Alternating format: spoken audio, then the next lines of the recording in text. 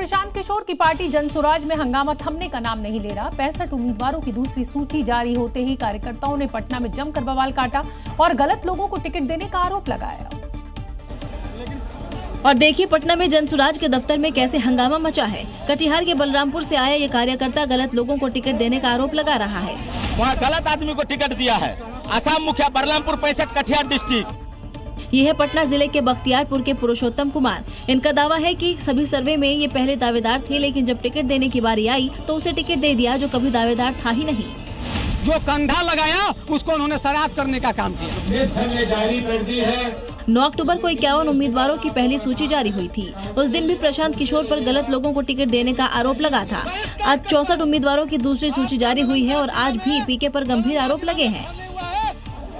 जनसुराज के कर्ता धर्ता ये कोशिश कर रहे हैं कि अंदर की बात बाहर ना जाए। नाराज लोगों को मीडिया से बात करने से रोका जा रहा है, लेकिन तमाम कोशिशों के बाद भी तस्वीरें सामने आ ही जा रही हैं।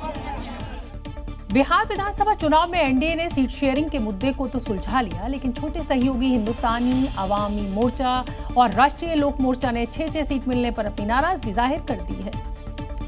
एचएम के गार्जियन जीतन राम मांझी ने कहा कि कम सीट मिलने से मन दुखी है, तो वहीं आरएलएम के प्रमुख उपेंद्र कुशवाहा ने कम सीट मिलने पर अपने समर्थकों से माफी मांगी है। हालांकि दोनों नेताओं ने ये जरूर कहा कि वो मजबूती से एनडीए के साथ हैं, बिहार में नीतीश कुमार और देश में पीएम मोदी के हाथ को मजबूत करेंगे, लेकिन दोनों के मन में कम सीट मिलने की टीस जरूर है। यहाँ हमारी मांग 15 थी और उसके बाद जो लोग 6 दिए हैं, मन में दुख तो जरूर है। आरएलएम प्रमुख उपेंद्र कुशवाहा भी 6 सीट मिलने से दुखी है। उन्होंने अपने समर्थकों को सोशल मीडिया के माध्यम से संदेश दिया है, जिसमें लिखा है, प्रिय मित्रों, साथियों, आप सभी से क्षमा चाहता हूँ।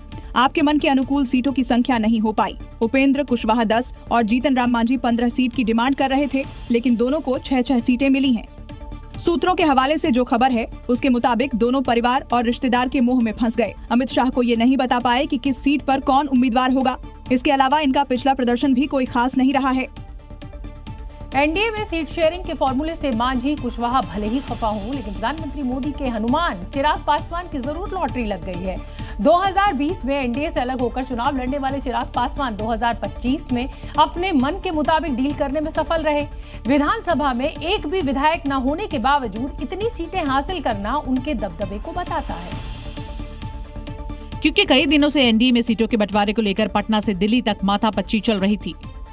जब बंटवारे का फॉर्मूला सामने आया तो चिराग पासवान सब पर भारी पड़े नजर आए। एलजेपी-आरवी को 29 सीटें मिली हैं। चिराग ने पहले 40 सीट की डिमांड की थी, फिर 30 पर अड़े और 29 सीट पर फाइनल मोहर लग गई। चिराग के लिए बीजेपी ने ही नहीं बल्कि जेडीयू ने भी बड़ा दिल दिखाया है। 2020 में जेडीयू 115 पर लड़ी थी और अब 101 पर लड़ेगी, तो वहीं बीजेपी 2020 में 110 सीट पर लड़ी थी, जो कि अब 101 सीट पर लड़ेगी। 2020 के विधानसभा चुनाव में चिराग पासवान एनडीए से अलग होकर लड़े। 137 सीट पर लड़ने के बाद सिर्फ 1 सीट पर जीते, लेकिन जेडीयू को कम से कम 40 सीटों पर सीधा नुकसान पहुंचाया। लोकसभा चुनाव से पहले चिराग पासवान ने एनडीए में वापसी की और 100% स्ट्राइक रेट के साथ 5 सीटों पर जीत हासिल की, जिसके बाद विधानसभा में विधायक की पार्टी एलजेपी-आरवी 29 सीट हासिल करने में सफल रही, जो ये साबित करने के लिए काफी है कि बिहार की सियासत में चिराग का दबदबा कायम है।